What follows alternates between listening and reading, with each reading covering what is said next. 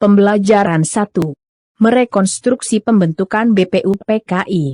Melalui studi dokumen dan kajian pustaka, Ananda diharapkan dapat 1. Menunjukkan rasa syukur kepada Tuhan Yang Maha Esa ketika mempelajari proses perumusan Pancasila sebagai dasar negara. 2. Bertanggung jawab melaksanakan pembelajaran sebagaimana teladan para pendiri negara ketika perumusan dan penetapan Pancasila sebagai dasar negara Republik Indonesia. 3. Menelaah pembentukan BPUPKI dalam perumusan dasar negara Indonesia Merdeka. 4. Memperjelas alasan pembentukan BPUPKI dalam proses perumusan dasar negara Indonesia Merdeka. 5. Memperjelas tugas BPUPKI dalam proses perumusan dasar negara Indonesia Merdeka.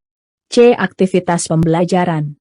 Ada baiknya Ananda sebelum mempelajari modul ini berdoa kepada Tuhan Yang Maha Esa agar apa yang dipelajari dapat bermanfaat dalam kehidupan diri pribadi, masyarakat, dan bangsa Indonesia.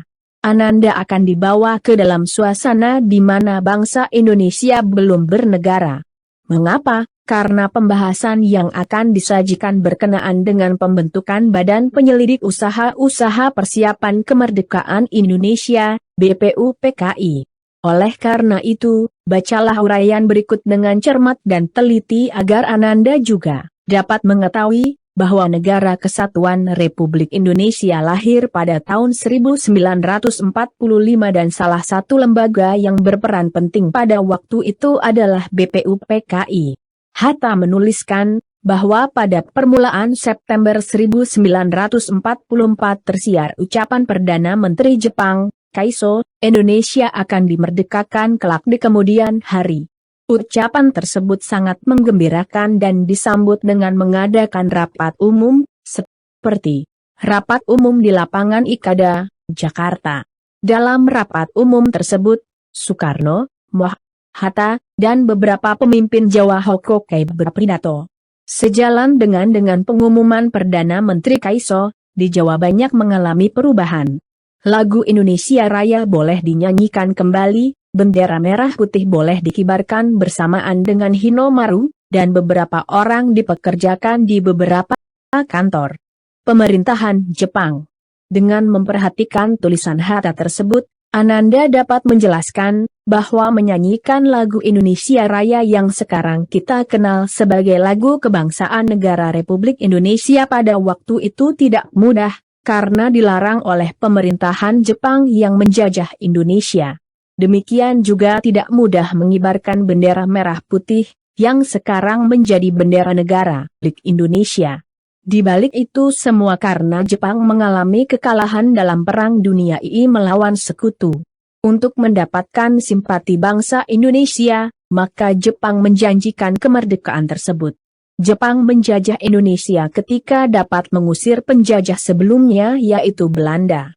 Belanda telah lama menguasai wilayah Indonesia dalam usahanya menguasai rempah-rempah dan hasil bumi lainnya. Padahal sebelumnya wilayah Indonesia merupakan wilayah yang makmur dengan beberapa kerajaan sebagai pengelola pemerintahan di beberapa wilayah. Perjuangan panjang kemerdekaan Indonesia melawan penjajah banyak memakan korban, yang kemudian kita kenal sebagai tokoh-tokoh daerah sebagai pahlawan nasional. Kebangkitan nasional pada tahun 1908 menjadi titik tolak perjuangan bangsa Indonesia melawan penjajah melalui organisasi. Disusul dengan gelora para pemuda yang pada tahun 1928 berjanji dalam Sumpah Pemuda. Sampai pada tahun 1945 sebagian tokoh-tokoh tersebut ditetapkan menjadi anggota BPUPKI. Sebagai tindak lanjut dari janji Jepang pada peringatan pembangunan Jawa Baru tanggal 1 Maret 1945 Jepang mengumumkan pembentukan BPUPKI, Dokuritsu Junbi Tyo Osakai, untuk menyelidiki usaha kemerdekaan.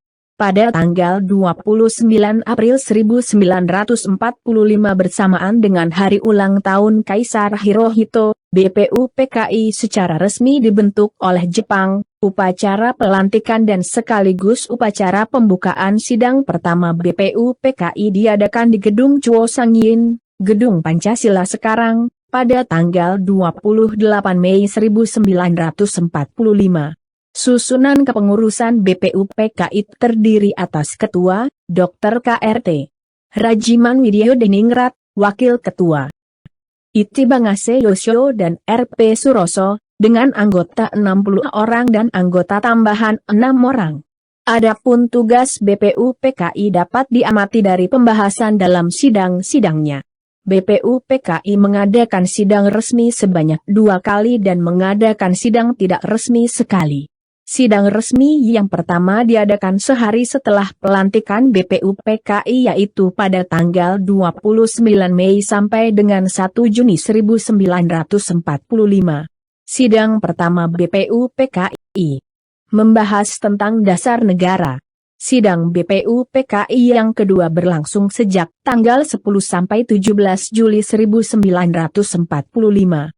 Agenda sidang BPUPKI kali ini membahas tentang bentuk negara, wilayah negara, kewarganegaraan, rancangan undang-undang dasar, ekonomi dan keuangan, pembelaan, pendidikan, dan pengajaran.